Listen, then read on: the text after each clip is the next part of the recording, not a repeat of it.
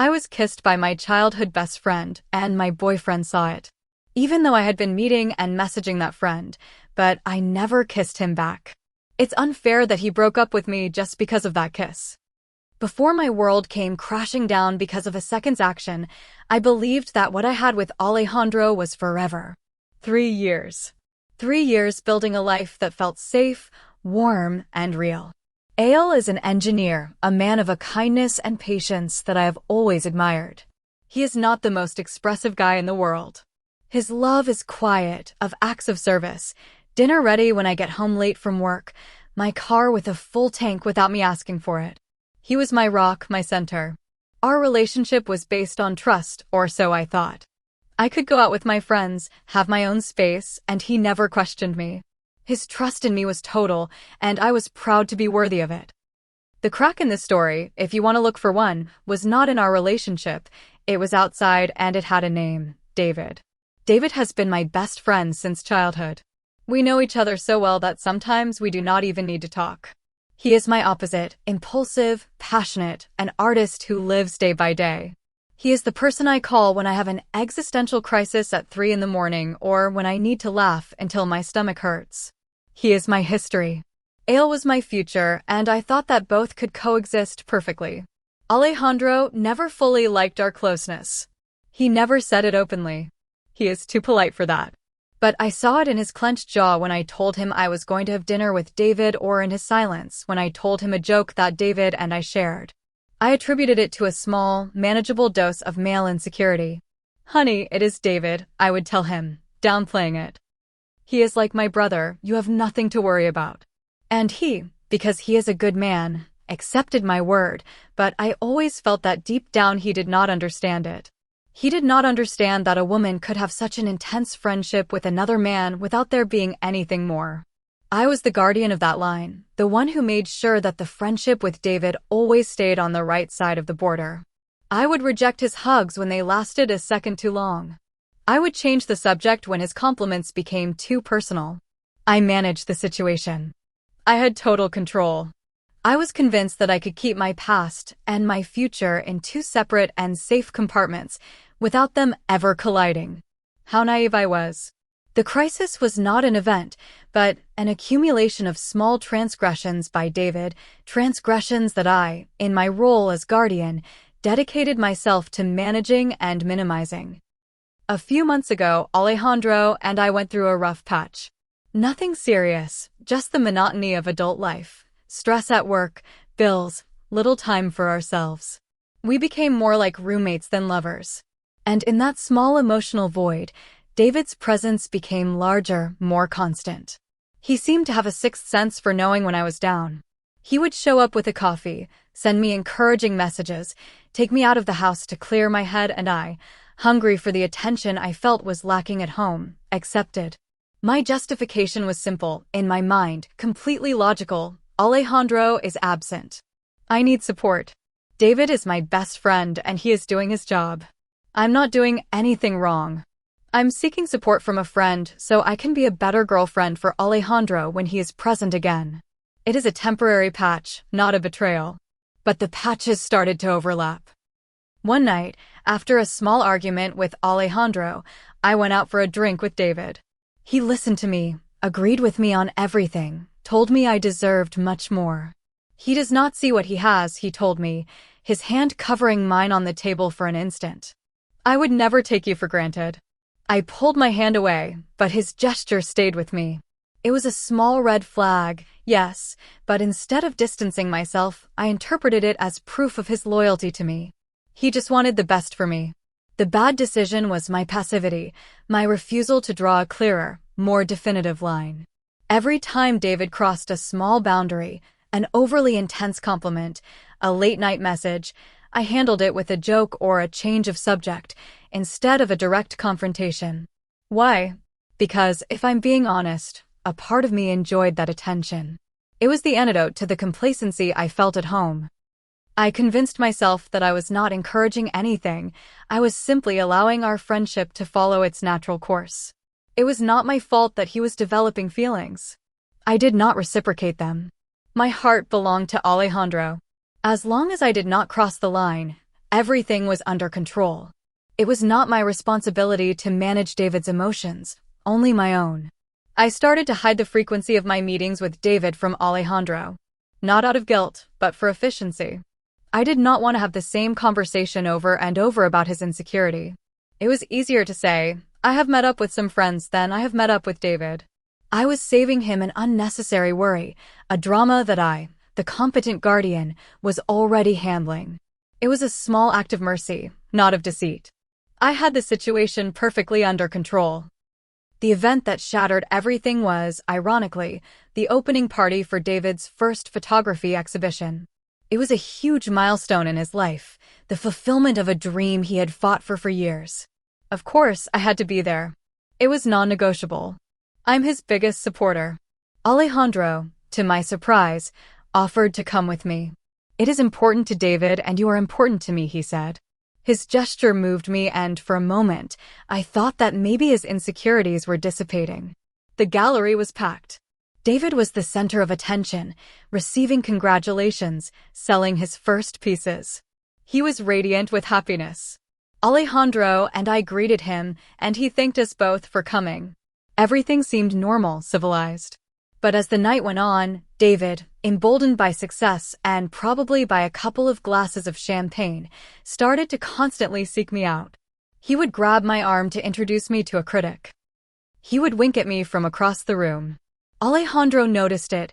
He did not say anything, but I saw how his smile became a little more forced, how his hand clung to mine with a little more force. I felt trapped between two worlds. I was trying to balance my role as Alejandro's girlfriend and David's unconditional best friend. It was exhausting. The turning point occurred near the end of the night. Alejandro had gone to the bathroom. I was by the bar, waiting to order a glass of water. David approached me, his face lit up with euphoria. I could not have done this without you, Anna, he said. His voice was an intense whisper. You have always believed in me, even when I did not. Always, David, I replied, smiling. You deserve it all. And then it all happened in a fraction of a second. He leaned forward and kissed me. It was not a tender kiss, it was a clumsy, desperate kiss, loaded with years of unexpressed feelings and the celebration champagne. And my reaction was instantaneous. I put my hands on his chest and pushed him back with all my strength. David, no. What are you doing? I snapped at him. My voice was a hiss of panic and rage. I'm sorry. He began to stammer, looking as surprised as I was by his own act. But it was too late. I turned around and there was Alejandro, coming out of the bathroom hallway, no more than 5 meters away. He had not seen the full kiss, but he had seen enough. The closeness, the intimacy of the moment and my push, which from his angle could have just looked like the end of a hug. What he did see, without a doubt, was the guilty expression on my face and the longing one on David's. The act, in my mind, was entirely David's. It was a theft. He stole a kiss from me. I was the victim of his irresponsible impulse. I reacted correctly. I rejected him. I pushed him away. I did everything I was supposed to do. The justification in my head was immediate and absolute. I have done nothing wrong. He kissed me. I did not reciprocate. I'm innocent. Alejandro has to understand this. He is a rational man. He will see that I was assaulted and that my reaction was the right one. This is not my fault. This David. Alejandro looked at both of us, his face an expressionless mask. He did not say a word. He just turned around and walked towards the gallery exit. And I, instead of immediately running after him, stood there, paralyzed for a second, glaring at David. That second of hesitation, that instant when my anger towards David surpassed my need to run after Alejandro, was perhaps the biggest mistake of all. I ran out of the gallery, leaving a pale and regretful David behind. I found Alejandro on the street trying to hail a taxi. Ale, I shouted, running towards him. Wait, please, it is not what it looks like. He stopped, but did not turn to look at me. Save it, Anna, he said. His voice was flat, lifeless. No, I'm not going to save it, I insisted, getting in front of him, forcing him to look at me. You have to listen to me. He kissed me. David kissed me. It was sudden. I did not see it coming and I pushed him away. I rejected him immediately. Did you not see? I saw things, he said. And his eyes finally met mine. They were filled with such a deep disappointment that it hurt me physically. I saw the way he has been looking at you all night. I saw the way you looked at him. I saw how you moved away from me to talk to him. And yes, I saw that you pushed him away. At the end, I repeated, incredulous. It was instantaneous. He barely touched my lips. It is not the kiss, Anna. Do you really think this is about a kiss? He said, and his voice rose for the first time, filled with a contained frustration. This is about the months of dinners you hid from me. It is about the text messages you smile at when you read them. It is about you having built an emotional intimacy with another man behind my back. An intimacy that was supposed to be ours. I froze. Have you been spying on me? He laughed, a bitter laugh. I do not need to spy on you, I'm not blind. I see how your phone lights up with his name at 11 at night. I see how you go quiet when I enter the room while you are on the phone. I have chosen to trust you. I have chosen to believe your brother's story. I have been ignoring all the red flags because I love you and because you told me I had nothing to worry about. And tonight you have shown me that I'm an idiot. You are not an idiot, I cried, my defense is crumbling. Nothing has ever happened. I swear, tonight was the first time he tried anything and I stopped him in his tracks. Nothing has happened, he repeated, his voice full of sarcasm. For you, nothing is everything that is not sex, right? The emotional connection, the secrets, the complicity. All of that is nothing. Do you know what is nothing to me, Anna? Nothing is what is left of my trust in you. But I did not kiss him back, I shouted, clinging to my last and only factual argument. That is the fact. I'm innocent of that act. You cannot blame me for what he did. He looked at me and all the anger seemed to vanish, replaced by an infinite sadness. I'm not blaming you for the kiss, Anna. I'm blaming you for creating the environment in which he thought he could kiss you. I'm blaming you for allowing it, for encouraging it, for enjoying it, and above all, I'm blaming you for lying to me. A taxi stopped, he opened the door. You cannot leave me for this, I whispered, desperate. 3 years. You cannot throw them away for something I did not do. You are right, he said before getting into the car. I'm not throwing them away for something you did not do. I'm throwing them away for everything you did do. And he left, leaving me alone on the sidewalk, with my technical innocence shattered by the harsh reality of my emotional complicity. But instead of accepting it, a wave of indignation washed over me. It was not fair. I had not reciprocated the kiss. That was the fact, and he refused to see it. He was punishing me for a crime I had not committed. The journey home from the gallery was torture. Every red light was an opportunity for my brain to replay the scene, for Alejandro's words, I'm blaming you for creating the environment, to resonate in my ears. But I refused to accept them. They were the words of a hurt man looking for someone to blame, and I was the easiest target. When I arrived at our apartment, he was already there. He had packed a small suitcase and left it by the door. There were no more shouts, just a heavy silence filled with accusations. So this is it, I said. My voice sounded hollow. 3 years and like this, over a misunderstanding. It is not a misunderstanding, Anna, he replied without looking at me as he looked for his car keys. It is a moment of clarity. Clarity, I laughed. A hysterical, joyless laugh. What is clear is that you do not trust me. What is clear is that your insecurity is stronger than your love. I have told you the truth. He kissed me, I rejected him. It is a simple fact. And you choose to build a whole conspiracy theory around it. It is not a theory, he said, finally turning to look at me. It is the context, and you are the one who has been erasing the context for months. And that was the last real conversation we had. He left. And in the days that followed, my narrative solidified, becoming armor. The story I told myself and anyone who would listen was simple, direct, and most importantly, technically true. To my friends, to my family, I repeated the same mantra. We were at David's exhibition. He got drunk, he got emotional, and, in a moment of stupidity, he stole a kiss from me. I pushed him away and rejected him immediately, but Alejandro saw it and, instead of supporting me, instead of getting angry with David for disrespecting me, he decided to blame me. He ended a 3-year relationship because he is too insecure to handle the fact that his girlfriend has a close male friend. In this version, I'm the double victim. First, of the unwanted aggression of my best friend, and second, of the abandonment and distrust of my boyfriend. I'm the woman caught in the middle of the fragility of the male ego. David could not control his feelings and Alejandro could not control his insecurities. And I'm the one who pays the price. My emotional complicity, the dinners, the messages, all of that is conveniently erased from the story. They are irrelevant details. Background noise. The core of the story, the only fact that matters, is that I did not reciprocate the kiss.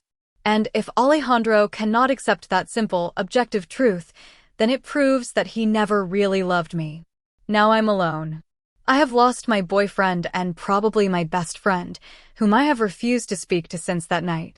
And all because of an act I did not commit, an act of which I was a victim. It is not fair. He is punishing me for a crime I did not commit, ignoring the only evidence that matters, my rejection. His decision to leave is not proof of my betrayal, but of his own pathetic lack of confidence. Reddit comments. Anonymous user 1 says, "You cling to the phrase, 'I did not reciprocate,' as if it were a legal technicality that absolves you of everything. The judgment is not about that second, it is about the 6 months of preliminaries. You were playing with fire for months, enjoying the attention of another man and lying to your boyfriend. The kiss was not the beginning, it was the inevitable end of a long process of emotional betrayal. Your boyfriend did not leave you because of the kiss, he left you because of the dishonesty." OP's response. Emotional betrayal is such a dramatic label. It was a friendship. If Alejandro was not able to give me the attention I needed, was I supposed to wither in a corner? David was a friend who supported me. The end. The only physical action, the only crime, was committed by him, not me. Anonymous user 2 says, "Your ex gave you the key. I'm blaming you for creating the environment in which he thought he could kiss you."